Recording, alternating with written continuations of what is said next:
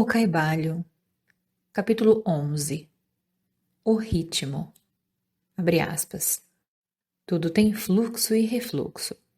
Tudo tem suas marés. Tudo sobe e desce. Tudo se manifesta por oscilações compensadas.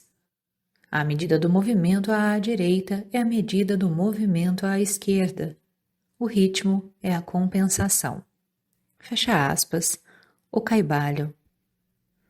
O quinto grande princípio hermético, o princípio de ritmo, encerra a verdade que em tudo se manifesta um movimento proporcional, um movimento de um lugar para outro, um fluxo e refluxo, um movimento para diante e para trás, um movimento semelhante ao do pêndulo, uma maré baixa e uma maré alta entre os dois polos que se manifestam nos planos físico, mental e espiritual. O princípio de ritmo está em relação com o princípio de polaridade descrito no capítulo precedente.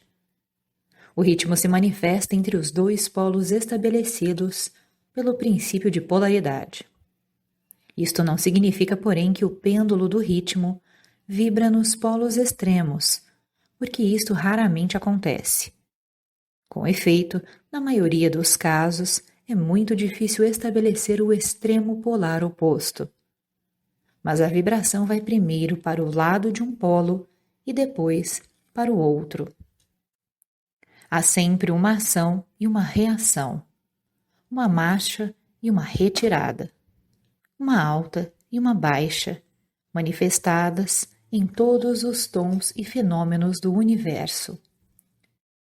Os sóis, os mundos, os homens, os animais, as plantas, os minerais, as forças, a energia, a mente, a matéria e mesmo o espírito manifestam este princípio. O princípio se manifesta na criação e destruição dos mundos, na elevação e queda das nações, na vida histórica de todas as coisas e, finalmente, nos estados mentais do homem. Começando com as manifestações do espírito ou do todo, pode-se dizer que existem a efusão e infusão. Abre aspas, expiração e inspiração de Brahma. Fecha aspas. Como diz a expressão dos Brahmanes, os universos são criados. Eles chegam ao ponto mais baixo de materialidade e logo começam a sua vibração para cima. Os sóis nascem à existência e, sendo atingida sua maior força, o processo de retrocesso começa e depois de éons de tempo eles se tornam inertes massas de matéria, esperando um outro impulso que novamente põe as suas energias interiores na atividade e começa um novo ciclo de vida solar. E assim é como todos os mundos nasceram, viveram e morreram. É só renascer. E assim é com todas as coisas de figura e forma. Elas vibram da ação para a reação, do nascimento para a morte, da atividade para a inatividade voltam para trás. Assim é com todas as coisas viventes. Nasceram, cresceram, morreram e depois tornaram a nascer.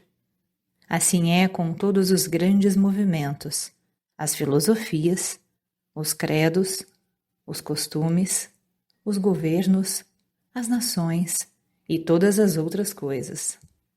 Nascer, crescer, amadurecer, decair, morrer e depois renascer.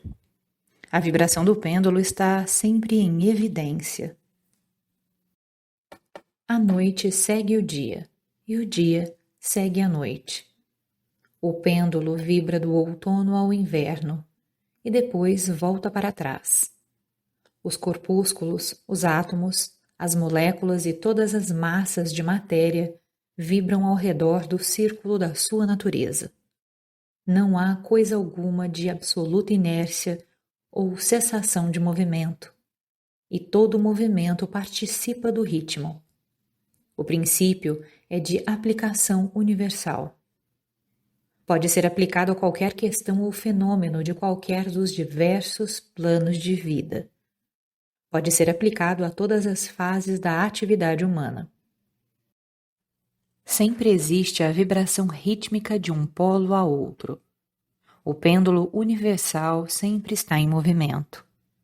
As marés da vida sobem e descem de acordo com a lei. O princípio de ritmo acha-se bem entendido pela ciência moderna e é considerado como uma lei universal aplicada às coisas materiais.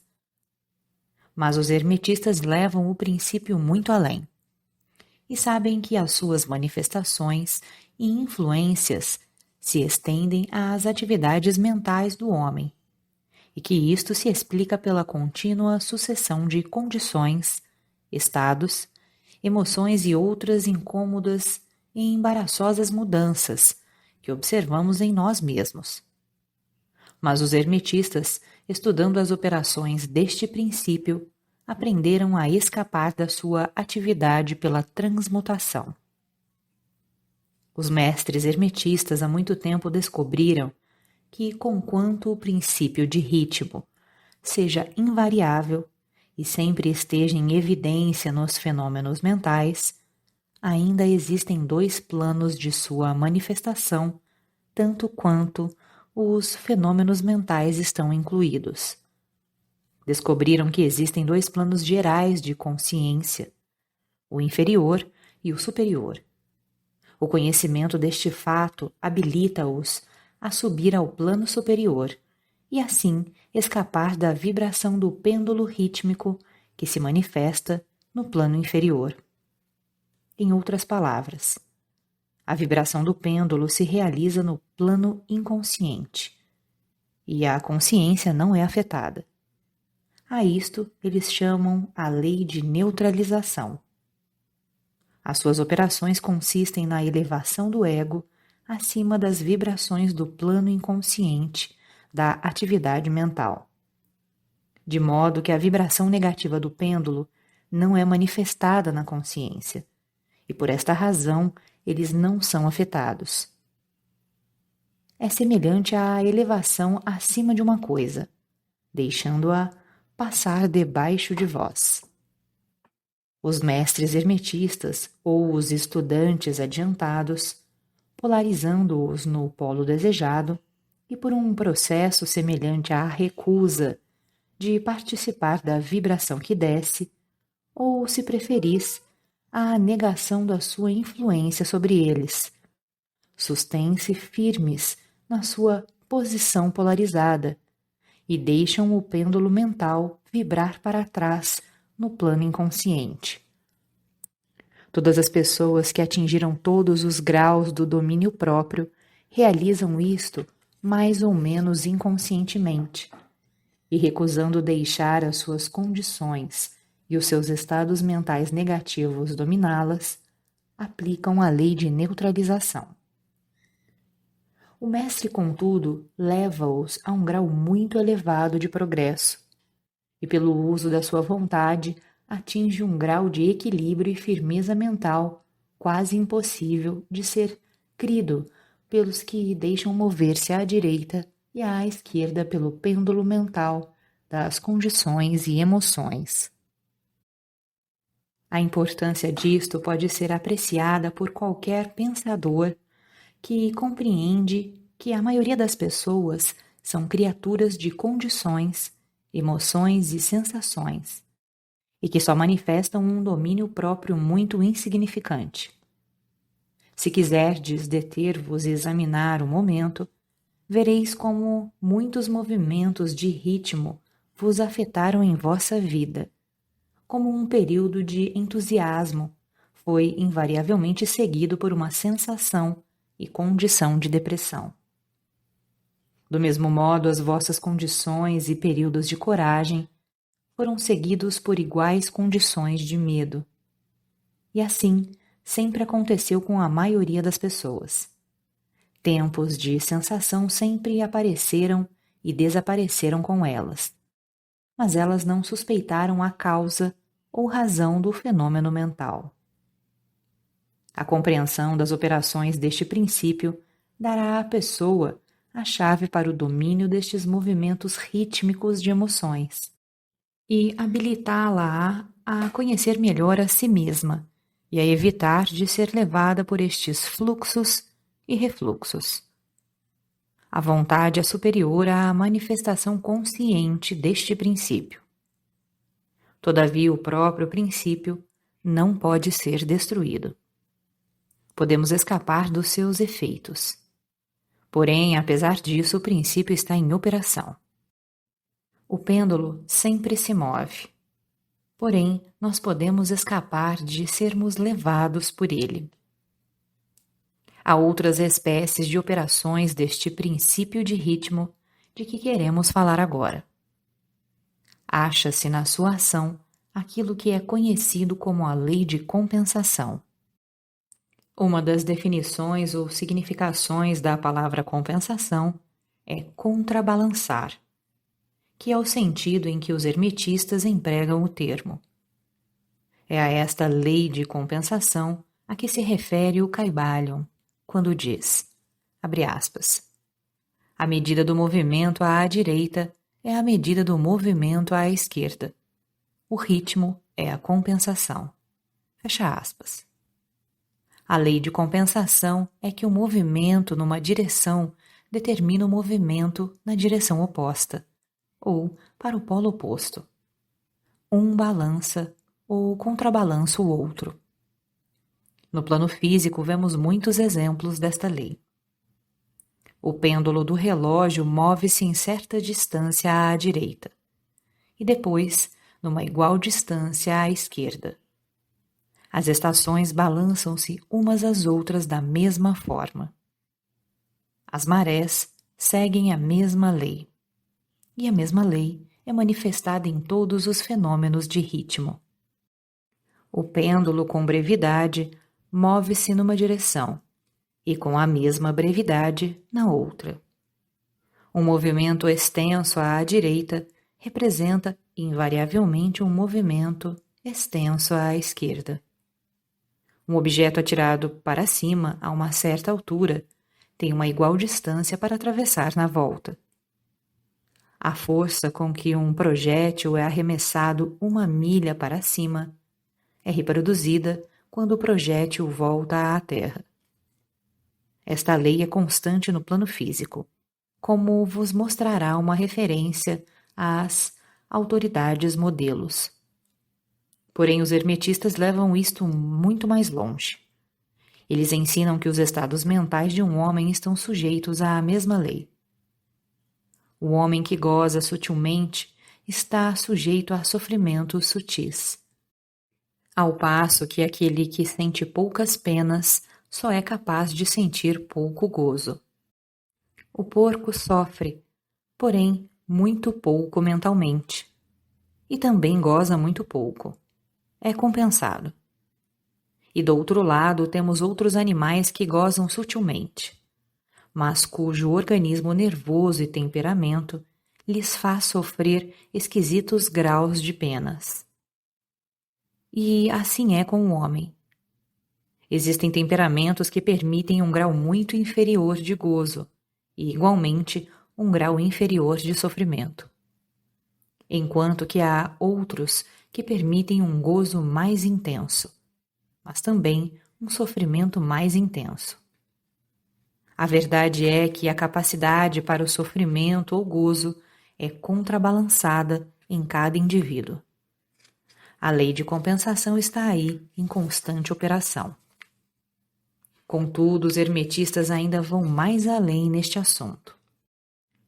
Eles ensinam que antes que alguém possa gozar um certo grau de prazer, deverá ter movido proporcionalmente para o outro polo da sensação. Dizem, contudo, que o negativo é procedente do positivo. Nesta questão, quer dizer que, experimentando um certo grau de prazer, não se segue que se deverá pagar por isto com um grau correspondente de sofrimento. Pelo contrário, o prazer é um movimento rítmico, concordando com a lei de compensação. Para um grau de sofrimento precedentemente experimentado na vida presente ou numa encarnação precedente. Isso traz nova luz sobre o problema do sofrimento. Os hermetistas consideram a cadeia das vidas como contínua e como formando parte de uma vida do indivíduo, de modo que, por conseguinte, o movimento rítmico, por esta forma, é compreendido, enquanto que não teria significação sem que fosse admitida a verdade da reencarnação. Porém, os hermetistas pregam que o mestre ou o estudante adiantado está habilitado, em grau elevado, a escapar do movimento para o sofrimento, pelo processo de neutralização antes mencionado. Elevando-se ao plano superior do ego, muitas das experiências que acontecem aos que vivem no plano inferior são evitadas e escapadas. A lei de compensação toma uma parte importante nas vidas dos homens e das mulheres. É sabido que geralmente uma pessoa paga o preço de tudo o que possui ou carece. Se tem alguma coisa, carece de outra. A balança é equilibrada. Ninguém pode guardar o seu dinheiro e ter a migalha de pão ao mesmo tempo. Todas as coisas têm os seus lados prazenteiro e desprazenteiro. As coisas que se ganham são sempre pagas pelas coisas que se perdem. O rico possui muito do que falta ao pobre, ao mesmo tempo que o pobre também possui coisas que estão fora do alcance dos ricos. O milionário poderá ter inclinação para muitos festins, e a opulência com que sustentar todas as delícias e luxúrias da mesa, mas carece do apetite para gozar dela.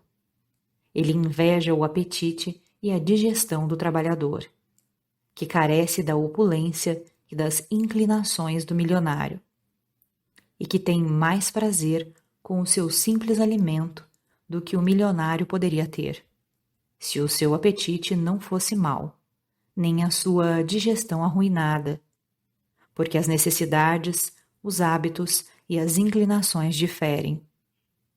E assim é através da vida.